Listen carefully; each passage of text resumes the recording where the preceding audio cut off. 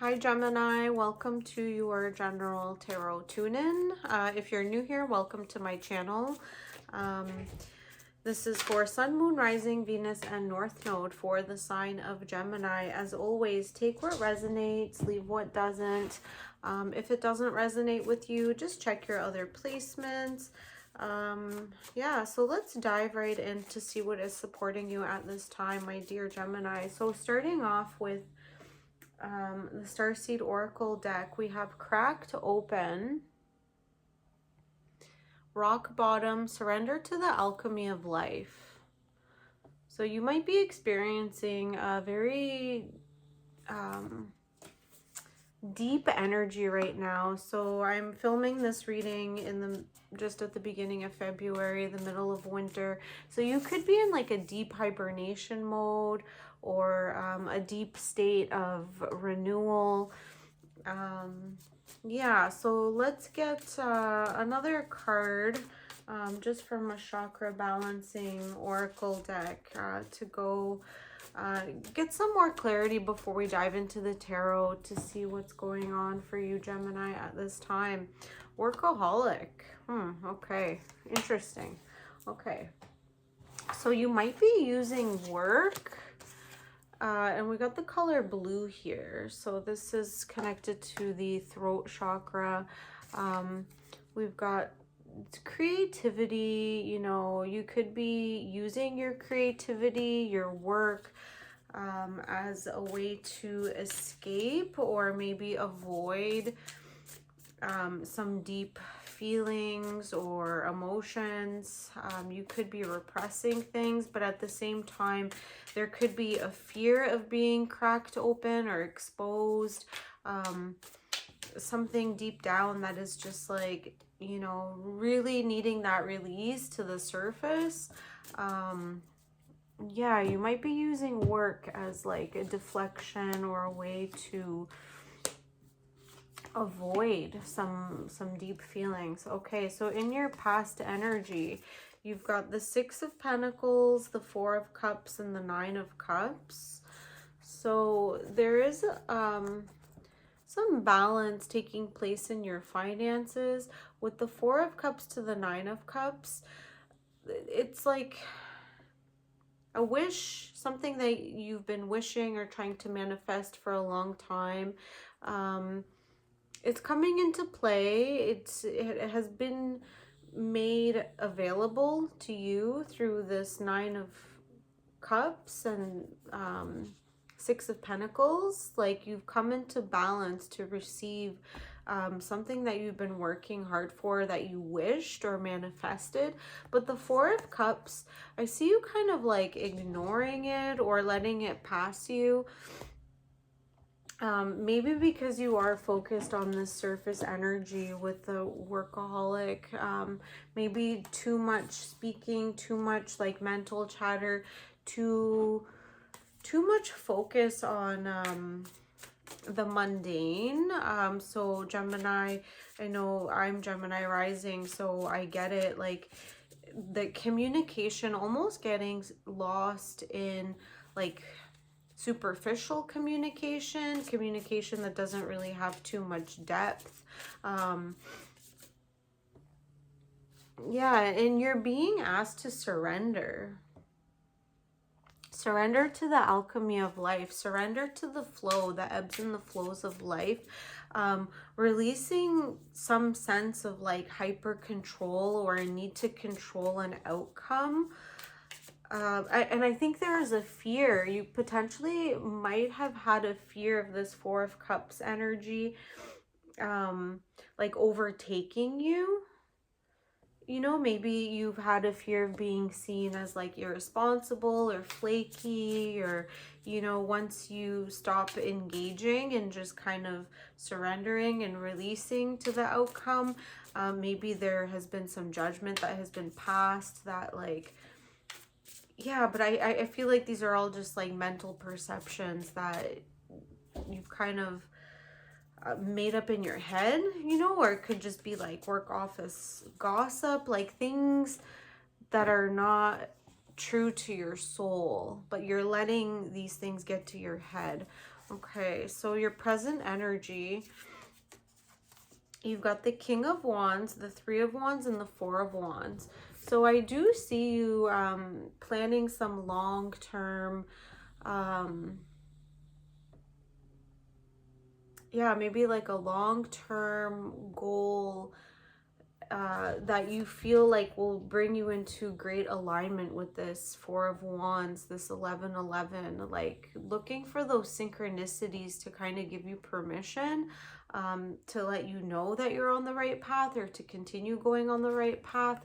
With the King of Wands here, this is Aries or Leo energy. So you could have, you know, Aries or Leo in your chart or be dealing with a fiery masculine type of energy that could be supporting you or inspiring you at this time to continue to keep your sights on your long-term goals.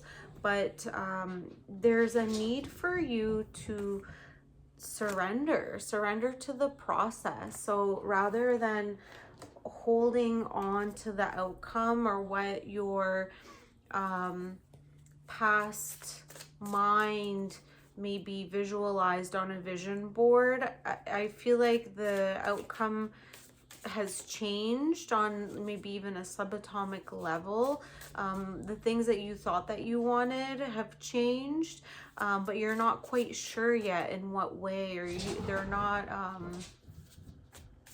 it's not solidified yet in what ways that they have changed. So for example, you maybe one of your long-term goals was to save money to travel to Europe, you know, explore different countries, and that seemed really exciting for you, you know, maybe a few years ago. But now, as time has passed, maybe that's not something that you see as valuable or something that you feel that you need to experience anymore. So maybe now it's like opening up your own business, or, you know, but you're not quite sure because you haven't surrendered. You're being asked to surrender to something and you're getting too stuck in the mundane world. So it's hard for you to surrender because there's a fear of a loss of control. You're going to be seeking out the guidance of, you know, this transformation with the fire element. If there's anybody in your surroundings that has this energy of like raw creativity and inspiration, follow their lead. I feel like there's going to be like a lot of inspiration from other people coming to you. Don't ignore it, you know. Stay inspired, and you know, it's okay if you are changing like the things that are on your vision board that aren't relevant anymore. Okay, we've got the Page of Cups, the Queen of Cups, and the Six of Swords.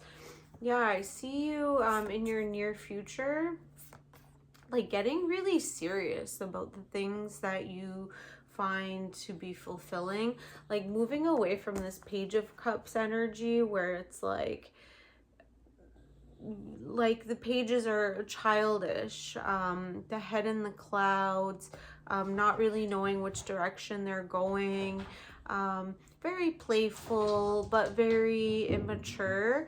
I see you getting real with yourself. You're going to start tuning in with this surrender and rock bottom element. You're going to either have some type of emotional release, or I don't want to say the word breakdown, but you will be cracked open through this Queen of Cups energy.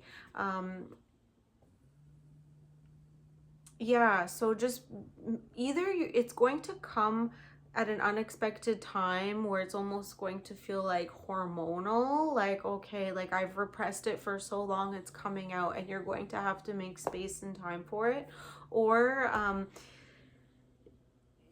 if you are able to find that creative outlet and proactively make space and time for it, where you can turn this like tendency to become a workaholic. Like, turn your creativity into that surrender, you know, where you're finally showing a part of yourself that you've been hiding for a very long time. I feel like that might be like a liberating experience for you. With the Six of Swords here, I do see you moving away from something. There could also be a fear, again, of, you know, having some type of emotional release or breakdown, and then almost like a fear of like not knowing yourself.